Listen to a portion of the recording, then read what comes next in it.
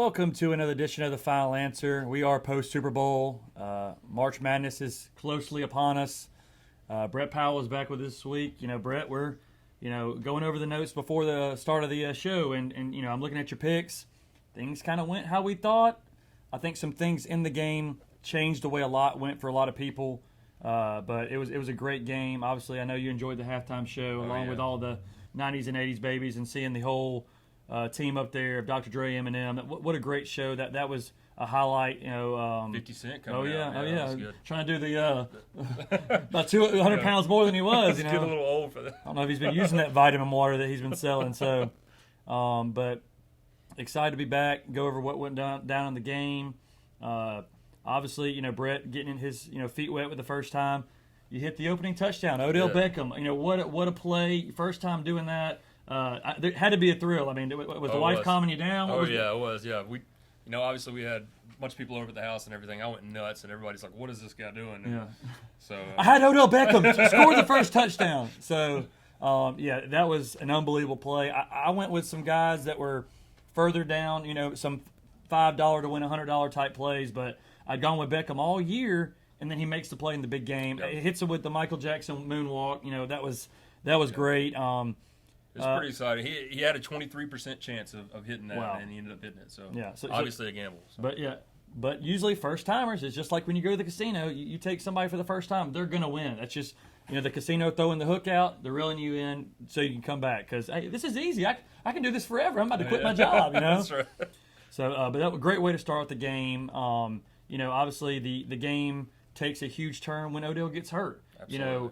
Shout out to all the people that had Odell Beckham's over of 62 yards receiving. You're already at 52 yards in the second quarter thinking this is going to be a walkthrough. Yep. Tears his ACL. Third big game in a row. You got Beckham. You got Jameson Williams. You got Minchie tearing their ACLs on turf. Changed the game completely. I mean, first I want to get your thoughts on the possibility of, getting maybe rid of that stuff just because it's doing so much of these athletes in open space, but also what that did for the game and the Rams offense. Oh, yeah. I've actually seen petitions out there of people trying to get rid of turf in general because of that. It definitely changed the game completely. I mean, the Rams offensively, I think, it took them a while to try and figure out how their game plan was going to go. And obviously, second quarter, Stafford finds Kupp in the end zone. But outside of Kupp, I mean, they really didn't have an answer on offense with Odell gone. So. Who knows? I mean, Van Jefferson may have been thinking about the baby he had that night. A lot going on in his mind, but I think, like I said, Champ. I like that. Champ Jefferson. That's right. So, but going back, it does remind me a lot of the Alabama game when Williams goes out. I think that Georgia knows nobody's going to beat us over the top now. Cooper can beat you over the top, but a lot of his damage he does is in between the sticks, and when you don't have somebody that can beat you over the top, that gets you to where the safeties can creep in, help with the run game, and it showed. Oh, yeah. 27 yards or 21 yards for Cam Akers, and he's their leading rusher. They were running the ball at times. We're like, why are you even doing that? You're not getting anything. I mean, they had Henderson Jr. carries. They had Cooper Kupp probably had the biggest carry of the game. Yeah, he did. And we'll get to that. Yeah. Sony Michel, 2 carries for 2 yards. I had him as one of my first touchdowns. And then I'm surprised Michelle didn't have much more of an impact. But, Akers, I think the over-under was like 50, what was it at? Akers 62 and a half. Yeah. He didn't even come close. And you were saying under in that. Yep. We talked about his Achilles way under 40 yards. And that was a great play. But I mean, what was it? Logan Wilson had the most tackles in the game. Yep. So I mean, we highlighted Wilson last week, saying that he was one of their players that actually was a little bit familiar and led them in interceptions, led them in tackles. But credit to the Bengals defense. The Rams have been able to run the ball, and they were not able to run the ball all night on the Bengals. That's right. Bengals get a couple interceptions. So you're talking about you're digging into the third and fourth quarter. They've turned it over at the start of the third quarter after the Bengals make the big play. So coming out of halftime, you say, hey, game's a 3-point game, not too big of an edge. Bengals get the huge play to Higgins down the sideline, cover my longest reception for Higgins, which, they hit Chase one time on the right side in the first half. They hit Higgins with a possible pass interference. It was a pass interference on Ramsey, offensive pass interference. They get the big score. You don't see much at the rest of the game, but the Bengals did win the third quarter, Brett, like you predicted they would. How long was that pass? Was it 75 yards? It was about 75 yards, yeah. Okay. Yeah, that was huge, and obviously controversial with the face mask and everything. But we talked about this just a minute ago, and even though the Bengals did win the third quarter, I mean, third quarter was pretty boring. Yeah. I mean, nothing else really big happened. You can't follow Dr. Dre and Eminem up with a boring third quarter, but the big play out of the half, which was crazy, but that was the first 30 seconds to a minute. You had 14 minutes where it was a 3-3 game. I thought what was big, though, is when Stafford throws the pick, Rams defense responds. Donald gets the huge sack on third down to just hold them to a field goal. Yep. If the Bengals come score another touchdown, they go up 11 points. They may be holding a Super Bowl trophy and having a parade in Cincinnati today, last week. Yep, yeah, and we talked about this a minute ago too with the field goal. Evan McPherson tied the record for the most field goals in postseason. And two field goals. That's a gator right there. 2 field goals, 2 extra points. But no game-winning kicks. Nothing really too big of an impact where he's making a 57-yarder. But like the championship games, the wild card game and the championship game, everything was right there at the last minute. So let's go to that fourth quarter. Games on line. Bengals got the lead. Really a stagnant early of the fourth quarter, and then the big plays happen. Yep. You have the Rams coming down, and I remember Chance texting me saying, "Wow, Cooper Kupp! Wow, Cooper Kupp!" I'm going to Cooper. I don't care if he's double teamed, triple teamed. Let's get it to our best players. And they had one drive to go take the lead and put the pressure back on the Bengals. Let's talk about that drive. Stafford's got the no look to Kupp at one point. That was he has awesome. the rush on fourth down. Cooper Kupp won MVP of the game. I know that's been some controversy. People thought Aaron Donald should have, but that drive right there was two best players making the best plays. What did you see out of Kupp and Stafford that last drive? Just what they've been doing all season. Yeah. I mean, obviously their connection that they've had, which is kind of crazy that it's happened so fast, because sometimes it takes a couple of years for a QB and a wide receiver to develop that. Good point. But you look on the other side with Burrow and Chase. Yeah. I mean, they've had it for years. Yeah. So for Stafford and Kupp to be able to develop that fast, and then it showed in that last drive. I mean, they were on point. They knew exactly what they were doing. Almost in the sense like McVay drew all that up and said, "This is what we're going to do this drive," and they just hammered it out. I think what's frustrating to me though is like when LeBron gets the game-winning shot and he's not double teamed. Make somebody else beat you. Oh yeah. Like you're sitting there, you've already gotten torched all drive by Cooper Kupp, and you're on the goal line, and you got Eli Apple one-on-one with them. I'm shading the safety over the top and saying, hey, I'm going to make somebody else beat me one-on-one, not Cooper Kupp. Yep. And, they pretty much let it happen twice because, the Rams get the holding call, and I think the Bengals had something, too, where they offset the plays. But he scored that play and got destroyed. They ended up calling the play back, but it was and they still went back to him again and got the touchdown. So, really, he scored 2 touchdowns, if not for the hold, which I think it was a hold. So, but make somebody else beat you. Throw a safety. I mean, the Packers games, I watched that, and it'll be one-on-one with Devontae Adams and another guy. It's that's an automatic touchdown. And that's that's the thing. Everybody says defense wins championships. It proves it right there. I mean, you lose Odell. You got a backup tight end. Because yours is hurt. So I mean, Higbee's not playing. So So I mean, it's Kupp. And like I said, Van's not really beating you too much, and. Van's a great receiver. I like him a lot, but agreed, he's not Devontae Adams. No. He's not. Well, I mean, he's not even in that next tier. Yeah. He's not even in that second tier where Odell and Jarvis Landry and some of these other guys. I mean, Devontae, I think, is maybe the best receiver in the league. Right. Tough to be like him or Tyreek Hill, but he's not going to take over a game just like Slade Bolden or somebody else on the Alabama team wasn't going to take over that game Williams or Mitchie could have done, because Mitchie did it when Williams got ejected against Auburn. Mechie took over that game, and where he was the one running the one-on-one plays to win the game. Yep. So it's who's going to step up? It's no, we're not. Nobody else is going to step up. It's going to be me and Kupp, and we're going to go down swinging like that. But still, they give the Bengals time. Joe could work some magic. He's got everybody at his disposal, and what comes back to bite him? The offensive line. Yep. This has been something that we've talked about week by week. 7 sacks, Super Bowl record. Is Joe going to be this next quarterback that's not going to be able to hold up because he's hit, sacked 70 times a year? They got to go in the trade marker in the draft. That's sometimes a year. How about 10 times a game? Then I'm saying. Yeah, no, I'm talking about. I was being 70 times a year. Yeah. But yeah, that's a good point, Chance. It's 7, 8 times a game, maybe 10 times a game.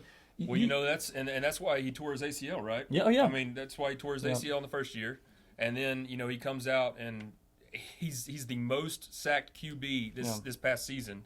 So, obviously, if I'm the Bengals going in this draft, I'm focused 100% on offensive line and getting some running backs in there that can block. Yeah. Because you've got Mixon. Yeah, well, they got the skills on the outside, and Mixon's a good back, and I think Mixon can be a 3-down back, but I truly believe that is going to cost them a lot of games and possibly their quarterback. He got rolled up again. I don't think if it had been a regular season game, I don't think Joe Burrow goes back in that game. But because it was a Super Bowl, he went back in there. But that's a problem. I mean, you have to be able to stop. But credit where credit's due. And that's why I want to end this because, like I said from the very beginning, Aaron Donald is going to win them a Super Bowl. I said it on the show. He will not let them lose, and he did not let them lose. Makes the biggest play of the game. Obviously, the guy didn't throw a hand on him, but a lot of times Aaron Donald's coming from the quarterback. You don't throw a hand on him. Yep. And Burrow still almost made a play. I mean, if the guy doesn't stop, he probably catches that ball and keeps going. Well, and a lot of people have come out after the Super Bowl, and Ramsey fell down. Oh, and Jamar Chase, Yeah. I did see that video. He fell Yeah. down, so Jamar Chase is wide open. If he could have got the ball out to Chase, Or had more time. Yep. If he had 2 more seconds, he would have seen Chase down the sideline, and instead he's got Donald throwing That's him around right. like a rag doll where he's just got to sling the ball up. And Donald was a man on a mission, and I was happy for guys like him to win their first Super Bowl. Odell's crying. Always been a big Odell that was fan. an ugly cry too. Yeah. But Odell has been one of those that has had ups and downs and roller coasters. But when you see them peak at the right time, I hated that he was out the game, but he did make his impact on the game. And then showed his worth. Showed his worth with him being out of the game. It was like the Rams.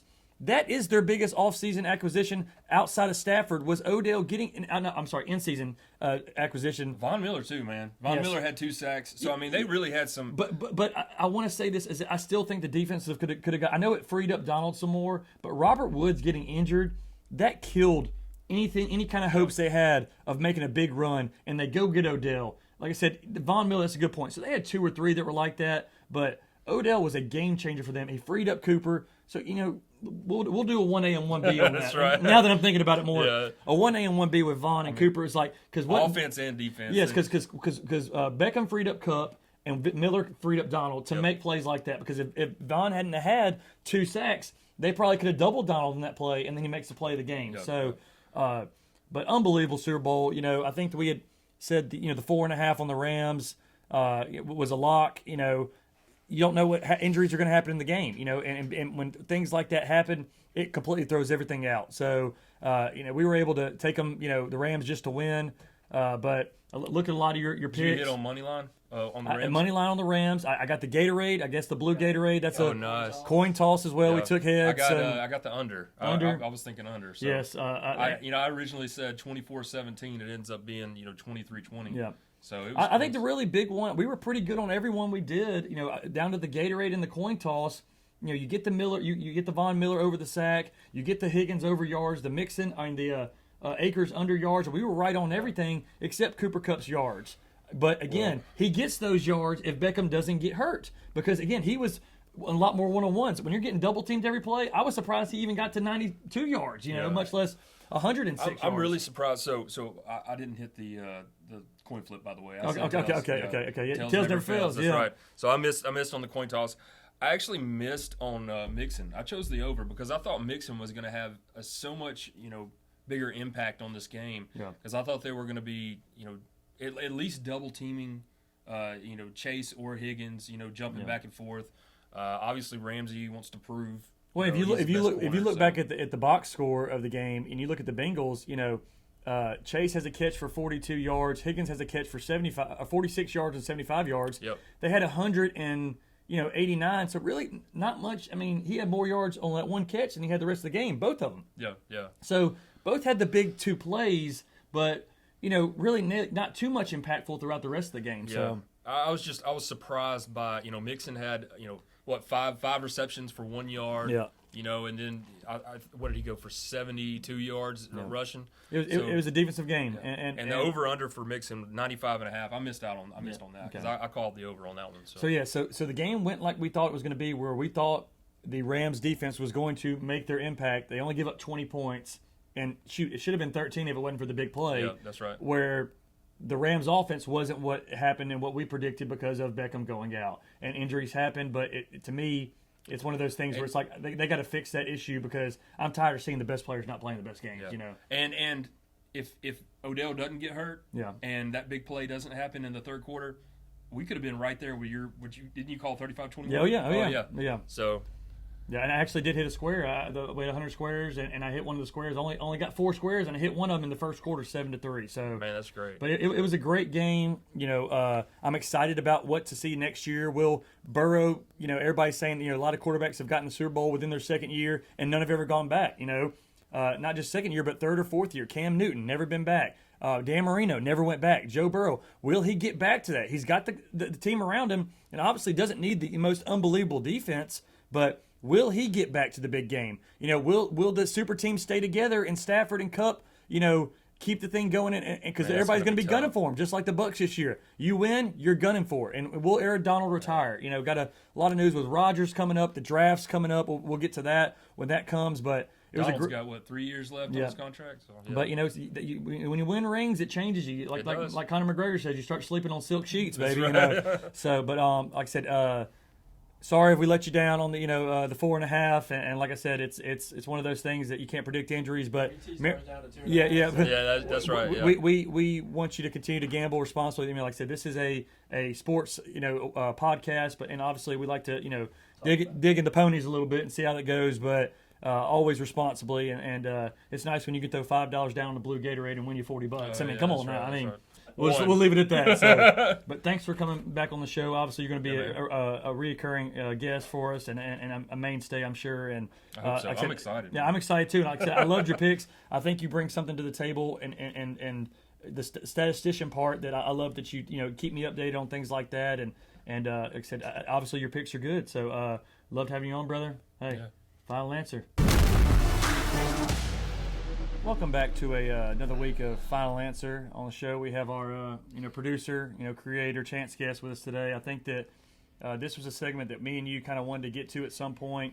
Chance is a big football guy. Football season's over. Basketball, not so much, And you have me, I've been doing bracketology since I was probably 6, 7 years old. So what we thought of a good segment is, it said, hey, Chance versus Brett. Let's battle this out. Somebody who's watching every game, somebody who's not watching every game, and see how truly the math works on this stuff. Because most people say it's 50-50. I say no. I say if you know what's going on, you got a favorite and a chance to win better than the other person. But we'll see if that works out. So we're going to go a couple weeks and see how we'll do 10 games a week and see if Chance, who doesn't know anything really about college basketball outside of Auburn and North Carolina, and me, who watches almost every game, how we can go against each other and what the final record will be. And if truly doing your homework and research is better than just, hey, there's green, I'm picking that one right there. So that name sounds fun. Yes, let's go with them. Exactly. Like, it didn't work out for me well last night. Basically, me and him picked 2 games, and I picked his team, Florida, after they beat Auburn. So I'm assuming, hey, they beat Auburn, they're going to win this next game. They can't be that bad. Nope, they lose. Yeah, but I told Chance, I said, Florida just beat Auburn. They're not going to play good 2 times in a row. This Florida team is not like that. And so you see the home team playing Arkansas, who's lost some games on the road, hadn't won in Florida since like 1994. It was a good pick, but you got to know the teams in Florida. And I know, hey, they're not playing great twice in a row. Yeah. Auburn was a fluke. It's not going to be 2 flukes in a row. So, yeah, we're gonna start doing this pick and see how it works out. I think we'll lead into other things, maybe Chance versus Britt, and we'll do a football catch or a football throw down the road. But we're going to start with picks, and like I said, I think it could be a funny part of the show because I think that he doesn't know as much as I do, but his picks could be better than mine. Sometimes my luck just picks up. Yes, but your name's Chance Guess. I mean, that's pretty much lucky as you can get, and you were born on 7/11. Yeah. But just like in school when we do the brackets in Coach Gibson's class or whatever, some girl who would see, I like Loyola Chicago to go to the national championship, and they end up going to the Final Four. Yeah. And here I got, Duke losing to, Creighton or somebody not really Creighton because Creighton's a good team, but it was one team they lost to. I think the C.J. McCollum played for that team. Oh my gosh, this is working my. I'm trying to remember the first year Villanova went. That was the big year in Gibson's brackets that we did. Yep, George Mason made the run. I remember when Gonzaga wasn't Gonzaga, they made runs. So I'm going to get to that pick. Give me a C.J. McCollum. That's a stat I can look up right there. Yep. And while he's doing that, all right, we're going to break down these 10 games and basically just do a fire pick on what we think about the spread and who we think is going to win. Lehigh. Lehigh University. I mean, come on now. Like, that's you've never heard of that name before, and then they beat Duke in the first round because some kid who just got traded. Obviously, he's a best top 50 player in the league now. So, Yeah. all right. So let's start with Duke. All right. So we got Duke at Virginia. Okay. That line, that's at -5.5. Okay.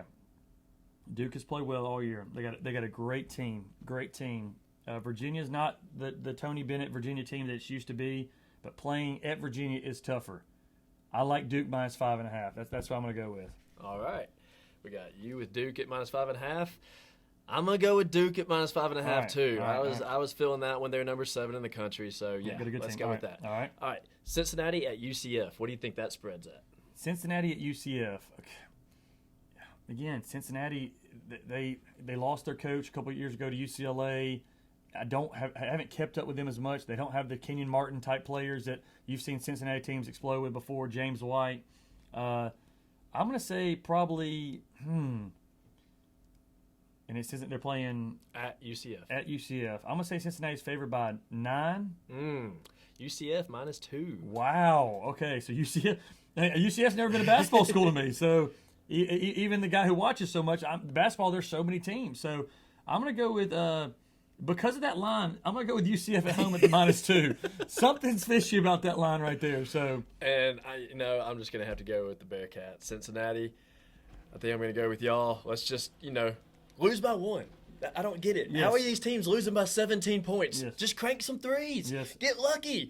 yeah, exactly. I mean, exactly right. Because like I said, I think last night you had Missouri not to lose by 19 or 17. I teased it. I did a tease. They lose by 19 points. That's tough life on the road in college basketball. All right, next game. We got Syracuse at Notre Dame. Okay, so Notre Dame's good. So I'm gonna say Notre Dame's favored by Syracuse 2-3 zone 4.5. Close. Notre Dame at 5. Okay, so Notre Dame's favored at 5. So I'm right on the line. I'm gonna say Notre Dame to cover the 5 at home. I think Syracuse 2-3 zone. Notre Dame's seen it enough that they're gonna play well. I'm taking Notre Dame at home -5. I think I'm going to go with the Qs. Let's go orange. All right. Orange. It's exactly what Chance likes it. Colors. Yeah. All right, what you got now? We got Ole Miss at War Eagle Auburn. Wow. Coming off that loss, I do not see them losing this game. Well, that's probably because the line's probably, I'm going to say 12. What's the line? 16. Auburn. Oh, my gosh. I don't even want to touch this game on a bet. 16 points. That's a lot to beat the team by. I mean, that's, it's 8, 7, 6 shots maybe, but that's, Jeez. I'm taking Auburn to the 16. I'm saying the jungle is for real. That's one of the best places to play in college basketball. And Auburn, when they get rolling, they beat Bama by 19. They're going to beat Ole Miss by 16. I'm taking Auburn. I agree with you on that. I think they're just going to go out there and try to make a statement. Yep. They're going to go out there and put as many points on the board as they can. Yep. So. And they're a different team at home. They're still a good team on the road, but at home they're special. It's fun to watch. I still got to make it to a game there this season. Yeah. All right, what we got next? Right. LSU at Kentucky, number 6 Kentucky. LSU at Kentucky. I'm thinking the line's probably 14. Kentucky's a really good team. They are a really good team. But I'm going to take LSU at whatever it's at, unless it's lower than 10. What is it at? It is at Kentucky at -7.5. Wow. So I will take Kentucky at -7.5 because if it would have been lower than that or higher than that, I liked LSU. It's lower than the 10, so I'm going to take 7.5 Kentucky. I'm going to go with Kentucky on that one too. I just, I got to stick with them. I don't know much about LSU basketball, but as far as I can tell, football's their sport. Yeah. And dancing and talking like Brian Kelly. Yeah, so yeah. All of that. Got some good receivers though. Come out of LSU. They go pro. Yeah, that's for sure. Chase, Beckham, the list goes. Landry. The list goes on and on. So, all right, what's next? Wisconsin, number 13, Wisconsin. Okay. At Minnesota. So Wisconsin's got a good team. I'm gonna say they're favored by 6 on the road. Wow, close. Wisconsin -5.5. I mean, I need to be working in Vegas. Is what needs to be happening. So I'm gonna take Wisconsin 5.5. They're a good team, and I don't know much about Minnesota, and that tells me everything I need to know. So I wonder. I think is Patino's brother still coaching at Minnesota? I mean, they've. I'd have to look and see who their head coach is. Let's see. I'm going to have to go with the Wisconsin Badgers over the Minnesota Gophers any day. Let's go. All right, so you're taking Wisconsin as well over Minnesota. All right, so Minnesota Gophers basketball, they are 13th in the Big Ten, and their head coach is now Ben Johnson. So all right. So Richard Pitino is no longer there. He is now coaching at, let's see, he is in the Mountain West at New Mexico. So he must have probably been let go. I know they did make at least a tournament or so. Maybe moved on to higher pastures. We don't know. But New Mexico, I would think that wouldn't be as better than Minnesota. But again, if you don't want to be in 20-degree weather all year, that's probably right. So, all right. So we got next up. We got TCU rivalry game here at number 20, Texas. TCU at Texas. Texas, my gosh, I had them this weekend. They lost again at home to Texas Tech. The line's probably, I'm going to say Texas -1. Texas -9.5. Oh my! And you said TCU was ranked? No, Texas is ranked. Okay. Well, that's why I got confused there. Okay, Sorry so about that. All right, so yeah. So I like. I was gonna say I like Texas to win. They just lost to Texas Tech at home. Most teams don't lose most good teams don't lose 2 games in a row at home. So I like Texas, and we said it's 9.5. Mm-hmm. Okay, I'll take the 10. I didn't even know TCU was, so they're not ranked. So it's not like I thought it was. They're not, but I'm a big Horned Frog fan. All right, so we're gonna go with TCU. Big Horned Frog guy over here. So, all right. And how many more we got? We got 3 more games. 3 Let's more. go. All Let's right. go knock them out. Xavier at number 11, Providence. Wow, Providence favored by 7. Mm-mm. What? -1. Providence Wow. -1. Okay, so I'm gonna take Providence at home at -1. I think that's a good safe pick. Okay. Friars play good at home. Yeah. I mean, number 11 in the country against non-ranked Xavier. I'm going to go with Providence at -1, too. That's a fishy line. Somebody may be out in that Right. game. There might be something going We'll on. check back on that. Star that one for next time because that line should be more than that. So Xavier's either really good and barely not ranked, or somebody from Providence is injured and they're not worthy of that 11th ranking. So Yeah, that is a close line All right. for that. All right, next up, we got Rutgers at Michigan. all right. Juwan Howard's no longer the coach. The slap heard around the world against Wisconsin last Saturday. No coach. I think they show up inspired. I want you to give me the line on this game. I'm not going to guess this one because they don't have their head coach. Michigan -5. Okay, Michigan -5. I think they cover the 5 because I think they're going to play inspire without Juwan Howard. I didn't want to know and guess the line because you lose a head coach. I don't know if the Duke loses Coach K, the line changes a little bit. Oh, yeah. Just like if when remember when Saban went out with COVID, it was like everybody was jumping on the other team. It was like, is Bama going to win without Saban? They did. So yeah. All right, let's see. We've got Mississippi State at South Carolina. Okay. Man, that 2 teams that are really not. I mean, Frank Martin is doing okay. Ben Howland. I mean, they've lost some games this year. They're not as good as we thought they were going to be under them. I'm gonna say South Carolina favored by 3 at home. Mississippi State -2. All right, so I'm gonna go with South Carolina at +2. All right. I think that's a tough place to play. They get rowdy there. Frank Martin gets them going at home. I'm going to go with Mississippi State -2 on the All right. road. All right, so we've got 10 picks. I think we're different on Yep. probably 5 or 6 of them. So we'll truly see between the 2.